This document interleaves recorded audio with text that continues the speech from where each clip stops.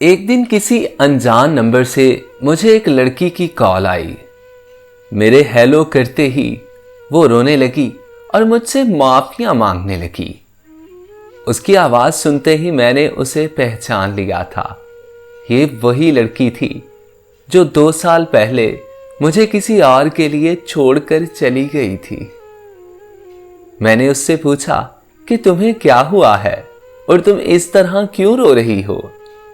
तो वह कहने लगी कि आज से 2 साल पहले मैंने तुम्हारे साथ बहुत गलत किया, जिसकी सजा मुझे अब मिल रही है। जिसके लिए मैंने तुम्हें छोड़ा था वो मुझे छोड़कर किसी और के पास चला गया है और अब वो उससे शादी कर रहा है। मैं अब जीना नहीं चाहती, मैं बस मरने जा रही हूं। मुझे जिंदा रहने का कोई हक नहीं है। मैं बस आखिरी दफा तुमसे माफी मांगना चाहती हूं। और फिर वो मिन्नतें करने लगी कि मुझे माफ कर दो। मेरे दिल में उसके लिए सारी नफरत खत्म हो गई और मेरा दिल मोम की तरह पिघल गया। मैंने उससे कहा, हाँ ठीक है, मैं तुम्हें इस शर्त पे माफ करूंगा, तुम हालात का सामना करोगी और खुदकुशी नहीं करोगी। तो वो बड़ी मुश्किल से मेरी बात पर राजी हो गई। फिर हमारी फोन पर रोज बात होने लगी। एक दिन उसने मुझे बाहर मिलने का बोला तो मैं उसे एक रेस्टोरेंट में ले गया। वहां उसने फिर से मोहब्बत का इजहार किया। ये सुनकर मैं खामोश रहा क्योंकि मेरे पास कोई जवाब नहीं था। तो वो मुझसे कहने लगी कि मुझे पता है अब तुम्हें मुझ पर यकीन नहीं रहा और होना भी नहीं चाहिए क्योंकि मैं यकीन के काबिल ही नहीं हूं। लेकिन मैं फिर भी तुम्हारे जवाब का इंतज़ार करूंगी और मुझे पता है कि मैं एक न एक दिन तुम्हारा यकीन जीत लूंगी।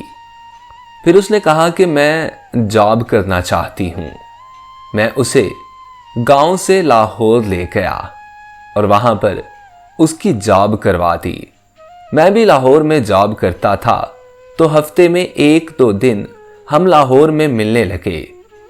और फिर वो दिन आ गया जब उसने मेरा यकीन जीत लिया। मुझे दोबारा उससे मोहब्बत हो गई। मैं उसे प्रपोज करने के लिए उसके ऑफिस के बाहर छुट्टी के वक्त का इंतजार करने लगा। वो बाहर आई तो मैं अभी कार से बाहर निकल ही रहा था और मेरे देखते ही देखते वो किसी और लड़के के साथ गाड़ी में बैठकर चली गई। मैंने गाड़ी का पीछा किया तो वो लोग एक होटल में दाखिल हो गए। मैंने जब उस लड़के को गौर से देखा, वो वही लड़का था जिसने उसे छोड़कर शादी कर ली थी। मैंने उसे कॉल की और पूछा कि तुम कहाँ हो, क्या कर रही हो।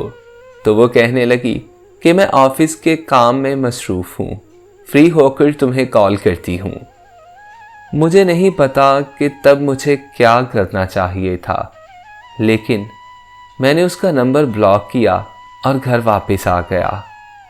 उसने मुझे किसी और नंबर से कॉल की तो मैंने उससे झूठ बोला और कहा कि मेरी शादी हो गई है। उसने मुझे काफ़ी बातें सुनाई और मुझे बेवफाई का ताना देने लगी। मैं चाहता तो उसे बहुत कुछ सुना सकता था, लेकिन मैं उसे उसकी नज़रों में गिराना नहीं चाहता था क्योंकि मैंने तो मोहब्बत की थी ना।